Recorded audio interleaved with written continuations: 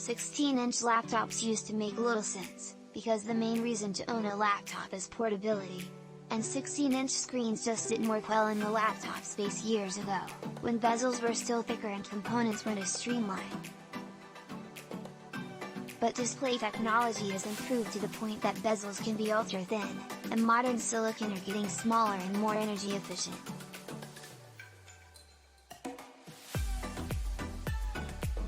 This has allowed laptop makers to make 16-inch laptops that resemble the body of a 15, or even 14-inch, laptop from 5 years ago. Apple makes a very good one, running on the company's M1 Max silicon.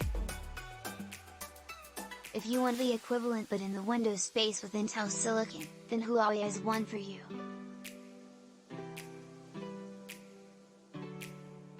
Name the MateBook 16S. This is a Windows machine running Intel's newest 12th Gen H series CPU, with a gorgeous 16-inch, 2.5K display with touchscreen support, and a surprisingly thin of 17.8mm.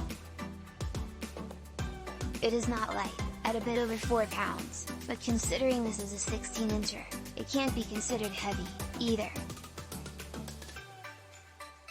Huawei actually released a 16-inch machine just last year, but that one ran on AMD's Ryzen processor, so this 12th Gen Intel model is an upgrade in processing power. And indeed, in the CrossMark benchmark test, Huawei's MateBook 16S outscored the recently released and similarly priced M2 MacBook Pro. The laptop comes in either i7 or i9 configurations, priced at around $1, $530 and $1, $720, respectively. I say around because the laptop doesn't sell in the US, but is available officially in the UK, and chunks of Asia including Hong Kong, Singapore, Malaysia and obviously, mainland China. In some markets, the purchase price also includes a free monitor.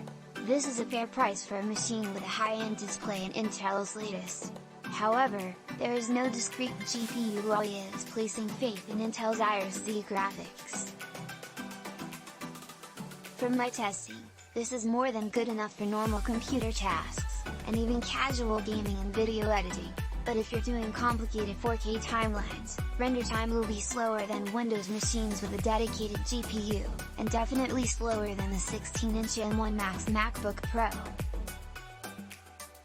But creatives aren't the market Huawei is aiming at here. This laptop is still aimed for office and business work. And the machine is very good at it, with a large keyboard with bouncy, tactile keys.